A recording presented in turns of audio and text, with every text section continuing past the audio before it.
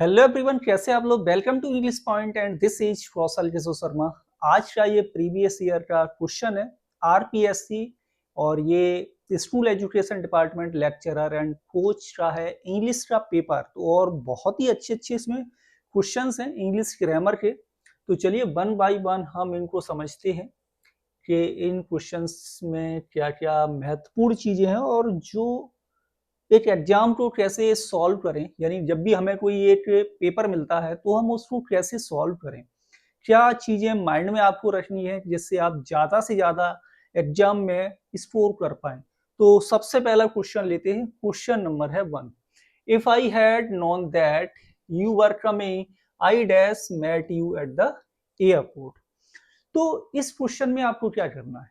ये क्वेश्चन की बात करें तो ये अभी जो हम टेंस की क्लास ले रहे थे उसमें हम कंडीशनल सेंटेंस के बारे में बात कर रहे थे। तो ये सेंटेंस भी आपका कंडीशनल क्लॉज ही लिखा है, ठीक है ना।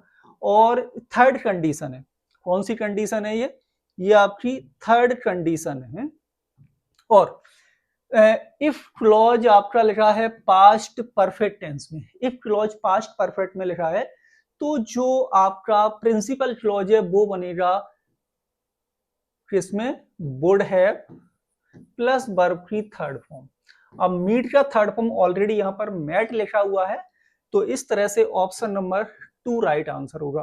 टोटल स्कोर जरूर बताना है और डेली जब आप प्रैक्टिस करते हो, डेली स्कोर चेक करते हो, नई नई चीजें, ये मान चलो यदि आप एक क्लास में से एक या दो नई चीजें भी सीख के जा रहे हो ना, तो बहुत बड़ी चीज है, क्योंकि जब आप डेली प्रैक्टिस करोगे तो ऐसी कई सारी चीजें आपको समझ में आएगी जो बहुत महत्वपूर्ण है किसी भी एग्जाम को करने के लिए।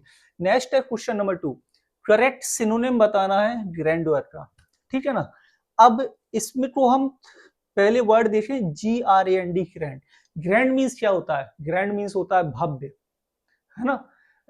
तो भव्य का मतलब मैग्निफिसेंस, मैग्निमिनिटी, एक्स्ट्रावेगेंस या इनसिग्निफिकेंस।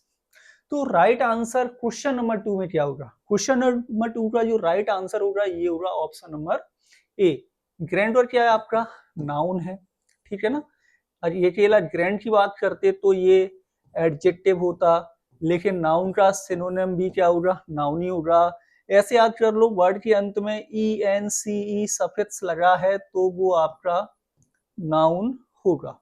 क्या होगा, नाउन होगा। राइट आंसर क्वेश्चन नंबर 2 में होगा ऑप्शन नंबर पहला। यहाँ पर 5 ऑप्शन है। चलिए नेक्स्ट है क्वेश्चन नंबर है 3। क्वेश्चन नंबर 3 में क्या है, fill in the blank with correct preposition. Right preposition बताना है। क्वेश्चन नंबर 3 में क्या होगा, देखें, the road goes a tunnel. जो सड़क है वो जाती है, कहां से जाती है, टनल से होते हुए। पहला प्रपोजिशन है थ्रू, बियॉन्ड, अक्रॉस या फिर ऑन। 4 ऑप्शन है आपके पास। तो राइट आंसर क्या है, राइट आंसर होगा वो होगा आपका ऑप्शन नंबर पहला, थ्रू, ठीक है। किसी चीज के भीतर से, है ना। The road goes through a tunnel, किसी चीज के अंदर से कोई चीज प्रवेश करती हुई जाए, थ्रू का यूज आपको करना है। नेक्स्ट है क्वेश्चन नंबर है 4। इसमें क्या है, करेक्ट ऑप्शन बताना है। क्वेश्चन नंबर 4 में ये राइट ऑप्शन क्या है, देखें, you could get a better job. आप एक अच्छा बेटर जॉब ले सकते थे कब, use a computer, if you could, if you can, unless you या if you never. Right answer क्या है, तो ये भी आपका कंडीशनल क्लॉज है। ऑप्शन नंबर आपका तीसरा यूज नहीं होगा, अनलेस यू नहीं होगा, ठीक है, इफ यू नेवर भी यूज नहीं होगा। करेक्ट आंसर होगा वो होगा ऑप्शन नंबर पहला कि if you could use a computer, ठीक है। स्पेशली फॉर्मल में यूज किया जाता है इफ क्लॉज के साथ कुड मॉडल वर्ब का प्रयोग, अदरवाइज सामान्यतः कुड का प्रयोग नहीं किया जाता है। लेकिन ये कुछ ऐसे पॉइंट हैं, ऐसे कुछ ये स्ट्रक्चर हैं जिनको आपको याद रखना है। ग्रामर में वही आता है जो आप नहीं पढ़ पाती हो, हमेशा ध्यान देना। आप ये सोचते हो कि मेरी इंग्लिश ग्रामर बहुत अच्छी है, सब कुछ आता है मुझे, कहीं से भी क्वेश्चन आ जाए, लेकिन प्रश्न वहां से आता है जहां पर अभी आप नहीं पहुंच पाए। तो ये इस तरह के स्ट्रक्चर्स आपको ऑक्सफोर्ड यूनिवर्सिटी प्रेस की किताबों में मिल जाएंगे, कैम्ब्रिज यूनिवर्सिटी प्रेस की किताबों में मिल जाएंगे, माइकल स्वान की बुक है ना, प्रैक्टिकल इंग्लिश यूजेस, उसमें ये स्ट्रक्चर लिखा हुआ है। तो इन किताबों में आपको ये सब चीजें बड़े आसानी से इजीली मिल जाएंगी, तो वहां पर आप इसको इस रेफरेंस को दे सकते हैं। नेक्स्ट क्वेश्चन है, क्वेश्चन नंबर है 5। क्वेश्चन 5 में देखें क्या है, fill in the blank with correct preposition. Okay, right preposition बताना है कि क्वेश्चन नंबर 5 में क्या होगा। इन द 2020s यानी 2020 में people all over the world, पूरे संसार में लोग वर अफेक्टेड कोविड। अफेक्ट जो है वर्ड, इसके बाद आपका एक फिक्स्ड प्रपोजिशन आता है, ठीक है। तो क्या प्रयोग होगा, पहला है फ्रॉम, दूसरा ऑप्शन है ऑफ, तीसरा है आपका बाई, और चौथा ऑप्शन है आपके पास टू। राइट आंसर क्या है क्वेश्चन नंबर 5 में, तो क्वेश्चन नंबर 5 में जो राइट आंसर होगा आपका ये होगा option number 4, by, affected by. Affect के बाद बाई प्रपोजिशन यूज किया जाएगा, ठीक है। नेक्स्ट है क्वेश्चन नंबर है 6, एंड क्वेश्चन नंबर 6 को देखें तो यहाँ पर क्या है, आपको सेंटेंस का पैटर्न बताना है। क्या बताना है, सेंटेंस का पैटर्न। इस तरह के पैटर्न आपको पता है कहाँ मिल जाएंगे, कई सारे सैकड़ों पैटर्न है, और ये आपको एएस हॉर्नबी की आपकी स्ट्रक्चर वाली बुक है उसमें मिल जाएंगे। The children tried to sing, यानी कि इसमें सब्जेक्ट है, एक्जुलरी वर्ब है, मेन वर्ब है, ऑब्जेक्ट है, मतलब स्ट्रक्चर बताना है कि सेंटेंस का स्ट्रक्चर क्या है इंग्लिश ग्रामर के पॉइंट ऑफ व्यू से। दूसरा subject verb object complement, subject verb object, subject object object, subject auxiliary verb verb या ऑब्जेक्ट। कौन सा स्ट्रक्चर राइट होगा क्वेश्चन नंबर 6 में, तो क्वेश्चन नंबर 6 का जो राइट आंसर होगा ये होगा आपका option number 4, subject verb and object. कैसे समझ लेते, द चिल्ड्रन आपका कंप्लीट सब्जेक्ट है, ट्राइड आपकी वर्ब है, टू सिंग ऑब्जेक्ट के स्थान पर लिखा है इंफिनिटिव है ना। वर्ब के बाद क्या आता है object, object of A infinitive, ठीक है, ऑब्जेक्ट की तरह यहां पर काम कर रहा है टू सिंग, तो ये आपका ऑब्जेक्ट है। और इस क्वेश्चन इस पेपर में आपको कई सारे स्ट्रक्चर मिलेंगे। आरपीएससी जो एग्जाम्स लेता है ना राजस्थान में, उसमें कई सारे क्वेश्चंस इस पैटर्न पर आते हैं भाई, आप बहुत जरूरी है पढ़ना, है ना। और अब तो कई सारे एग्जाम्स में पैटर्न वाले क्वेश्चन बहुत आसानी से देखने को हमें मिल जाते हैं। नेक्स्ट है क्वेश्चन नंबर है 7। क्वेश्चन 7 में देखें करेक्ट ऑप्शन बताना है, सेंड रेज ऑफ लाइट या हीट। लाइट यानी प्रकाश, हीट मतलब जो हीट है गर्मी है, उसकी जो रेज भेजना वो क्या कहते हैं, रेडिएट कहते हैं, रिफ्लेक्ट बोलेंगे, या हॉरोलॉजी बोलेंगे, या सर्कुलेट बोलेंगे। तो करेक्ट ऑप्शन क्वेश्चन नंबर 7 में क्या है, तो राइट आंसर है क्वेश्चन नंबर 7 का वो है आपका option number A, radiate. Radiate means होता है सेंड रेज ऑफ लाइट या हीट, क्लियर। और ये आपका वन वर्ड सब्स्टिट्यूशन में आएगा, याद कर लीजिए। नेक्स्ट है क्वेश्चन नंबर है 8, इसमें क्या है, वर्ब का करेक्ट फॉर्म बताना है, Sheela often late at school.